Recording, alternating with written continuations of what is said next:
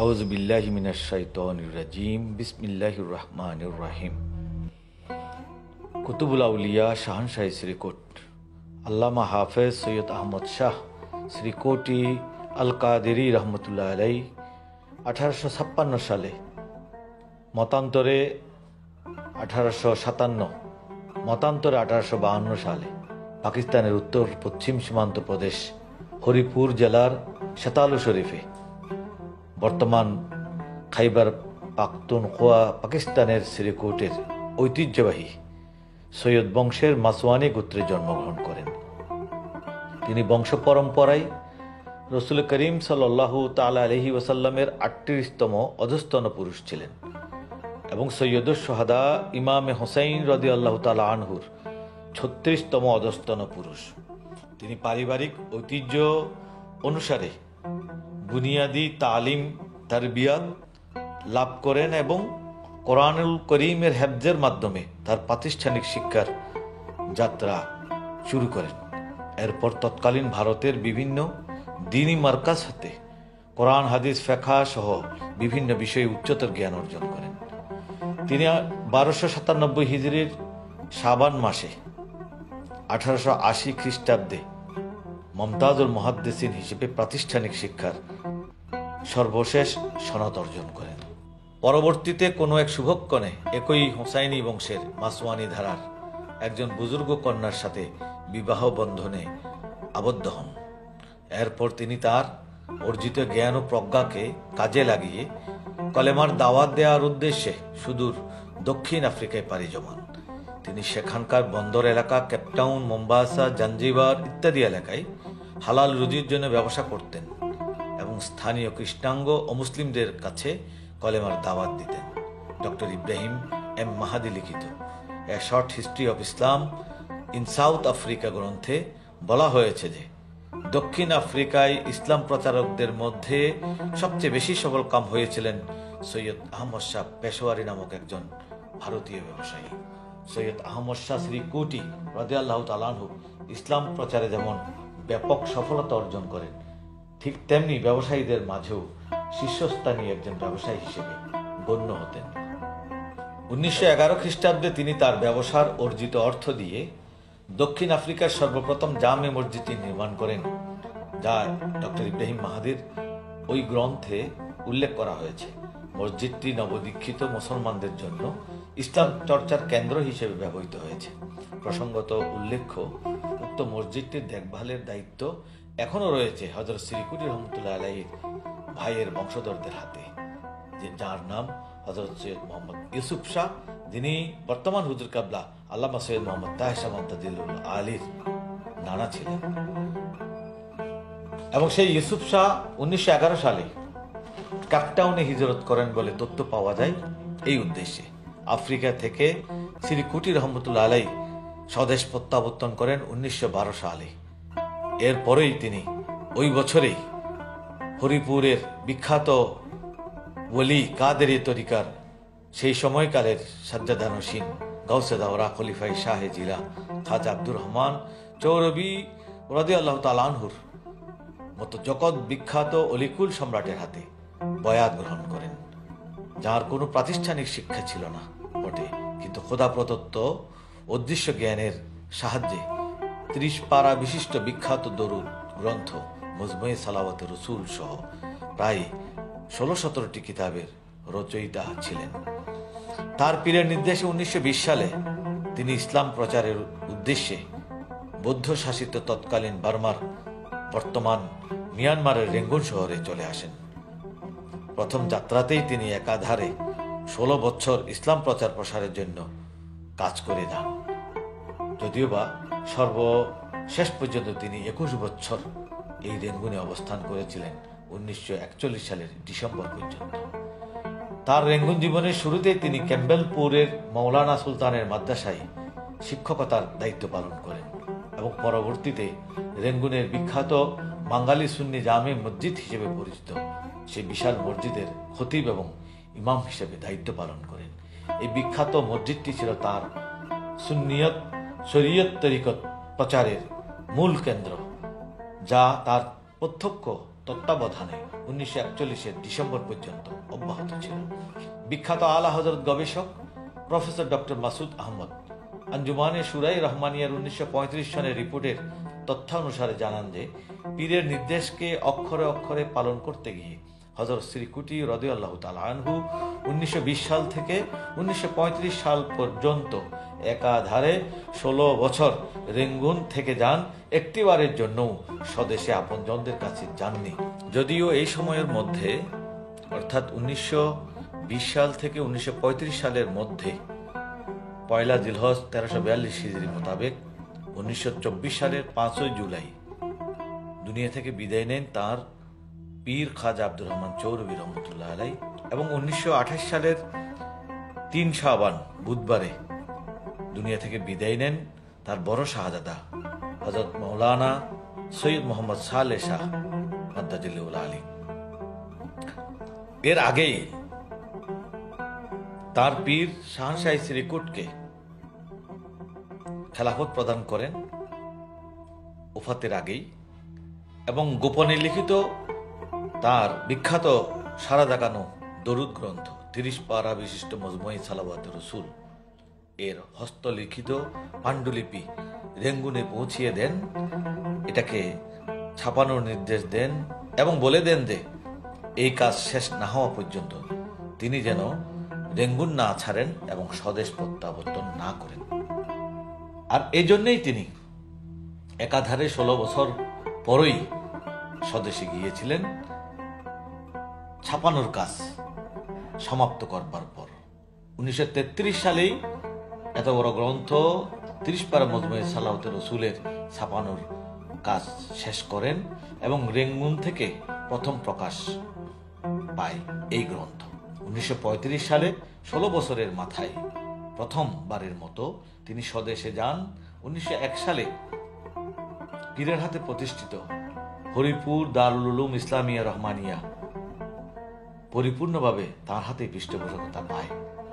মাদ্রাসাটি তার হাতে শুধু অবকাঠামোগত উন্নতি করেনি, বরং পাকিস্তানের একটি বিখ্যাত দ্বীনি মার্কাজ হিসেবে জাতীয়ভাবে স্বীকৃতি লাভ করে তারই প্রচেষ্টায়।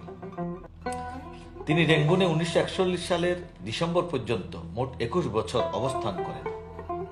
হাজার হাজার অমুসলিমকে মুসলমান বানাতে সক্ষম হন। অসংখ্য পথভ্রষ্ট মানুষকে তিনি ঈমান ইসলামের সঠিক পথ আহলে সুন্নাত ওয়াল জামাতের আদর্শ গ্রহণে উদ্বুদ্ধ করেন এবং হাজার হাজার মানুষকে সিলসিলা আলিয়া কাদেরিয়ার অন্তর্ভুক্ত করেন। অনেক ভাগ্যবান বান্দা তার তালিম তার বিয়াতের ফলে হয়ে উঠেছিলেন ইনসানে কামেল ওলি আল্লাহ। এই সময় তার হাতে বয়াত গ্রহণের সুযোগ পান বাংলাদেশের চট্টগ্রামেরই কয়েকশো সৌভাগ্যবান ব্যক্তি। এদের মধ্যে উল্লেখযোগ্য হলেন চট্টগ্রাম সংবাদপত্র শিল্পের পথিকৃৎ দৈনিক আজাদির প্রতিষ্ঠাতা আলহাজ আব্দুল খালেক ইঞ্জিনিয়ার, ছিলেন মাস্টার আব্দুল জলিল, ছিলেন আলহাজ সুফি আব্দুল গফুর, মুয়াজ্জেম হোসেন পোস্টমাস্টার, সৈয়দ আব্দুল লতিফ মাস্টার সহ অনেকেই। সেখানে নোয়াখালীর বিশিষ্ট ডাক্তার মুজাফফরুল ইসলামও সেই সময়ে হুজুর কাবলার হাতে বয়াত গ্রহণ করে ধন্য হন। তাদের আকুল আবেদন এবং আল্লাহ পাকের মহান ইচ্ছায় রেঙ্গুন ফেরত তার বাংলাদেশি বিশিষ্ট মুরিদদের আকুল আবেদন উপেক্ষা করতে না পেরে তিনি রেঙ্গুন থেকে স্বদেশে যাওয়া আসার পথে 1935 সাল থেকে 1942 সালের পূর্ববর্তী সময় পর্যন্ত সাময়িক যাত্রা বিরতি করতেন।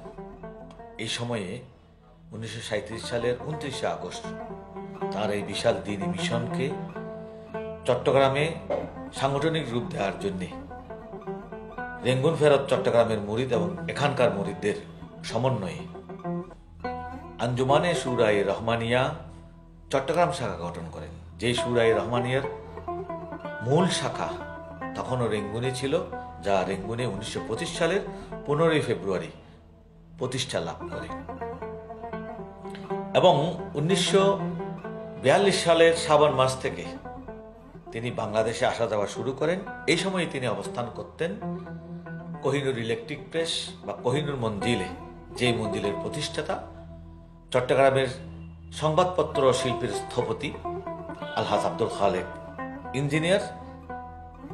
এখানে বসে তিনি শরীয়ত তরিকতের যাবতীয় কর্মকাণ্ড আঞ্জাম দিতেন এবং এই মঞ্জিলে বসেই 1954 সালের 22 জানুয়ারি আঞ্জুমানে আহমদিয়া সুন্নিয়া প্রতিষ্ঠা করা হয় নতুন একটি মাদ্রাসা বাস্তবায়নের জন্য, যেই মাদ্রাসার বর্তমান নাম এশিয়ার বিখ্যাত চট্টগ্রামের জামিয়া আহমদিয়া সুন্নিয়া আলিয়া মাদ্রাসা।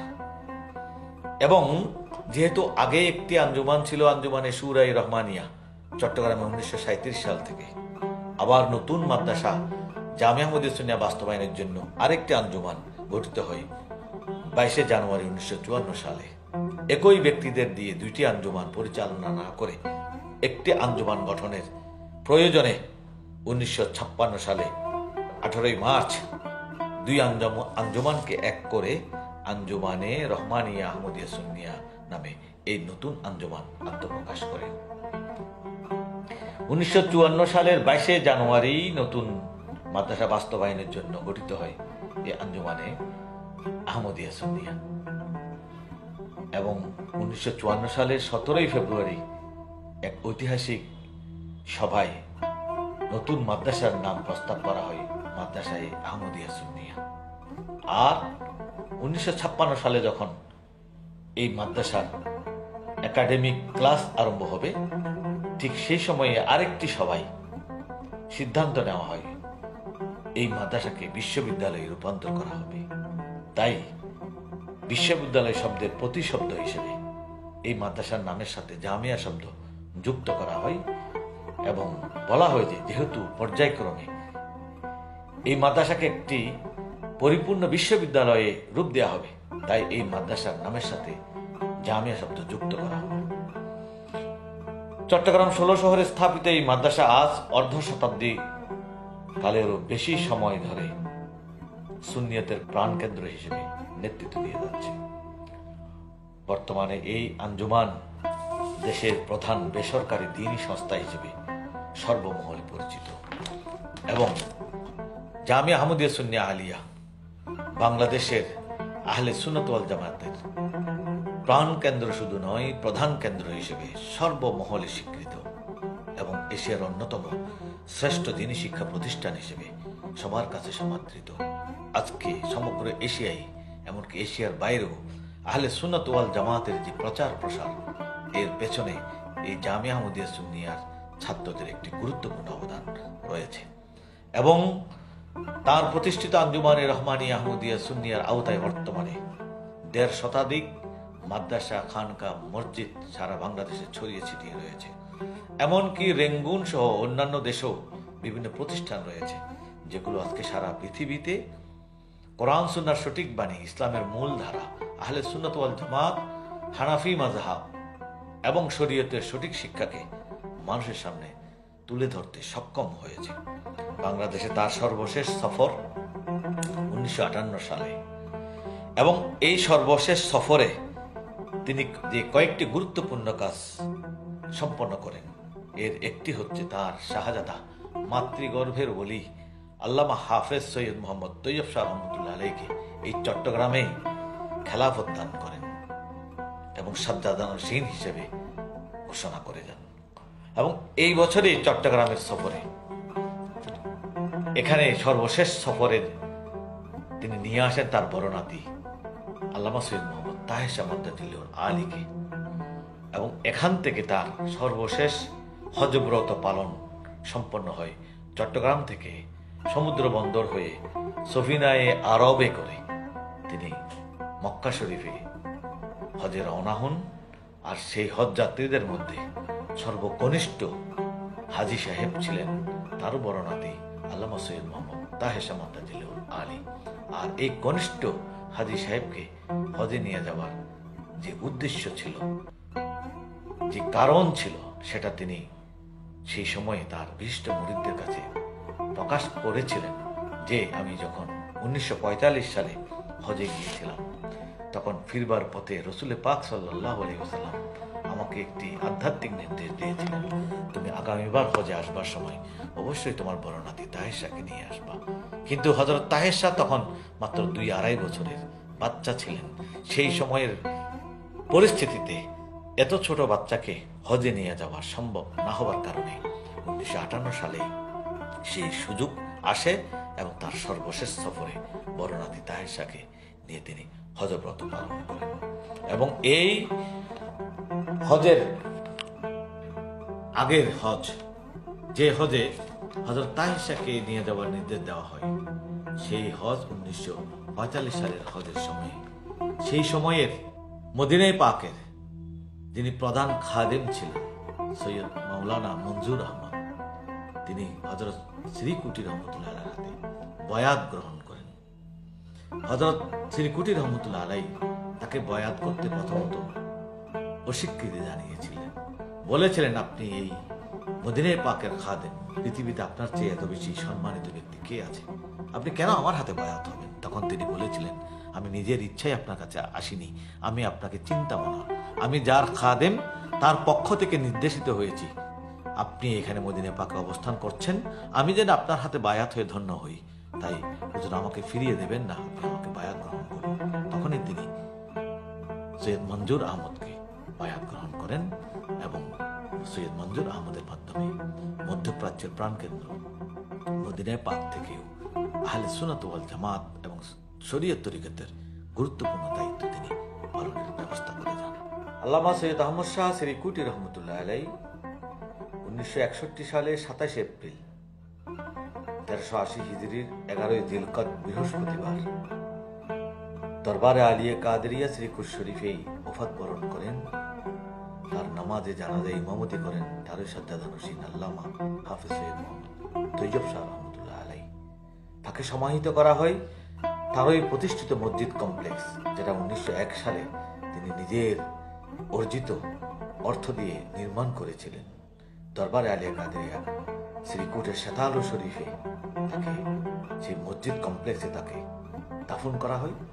বর্তমানে তার মাজার শরীফ সেখানে রয়েছে শ্রীকুটের এই কেন্দ্রস্থলে।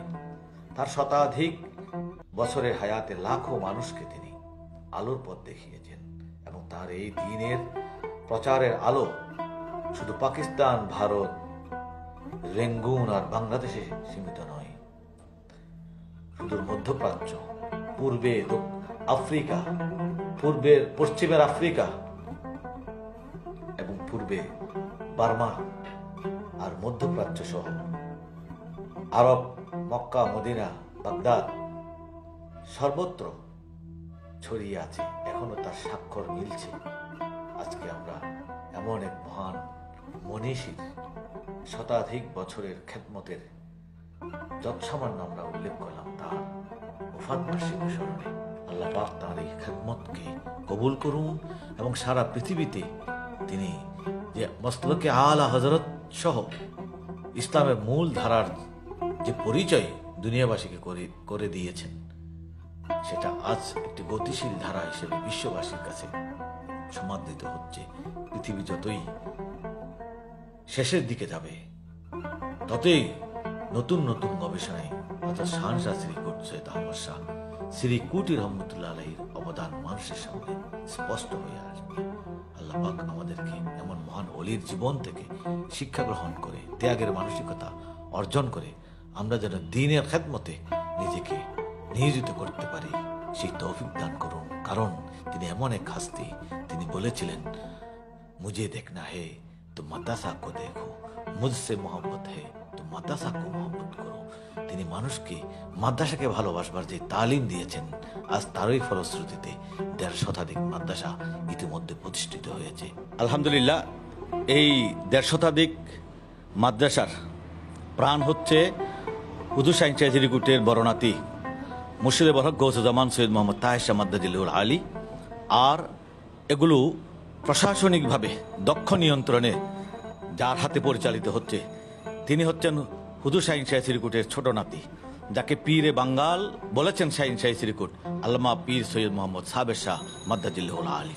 আশা করছি হাজার হাজার মাদ্রাসা একদিন এই আদর্শের আলোকে প্রতিষ্ঠিত হবে এবং সারা পৃথিবীতে সুন্নি জামাতকে কায়েম করবে এবং তারই সাজ্জাদানশীন আল্লামা সৈয়দ মোহাম্মদ তৈয়ব শাহ রহমতুল্লাহ আলাইহির কথা একদিন বাস্তবায়ন হবে যে মেরে বাচ্চা মাহাদি আলাইহিস ইসলাম का फौज बनेगा और दज्जाल के साथ जहाद करेगा।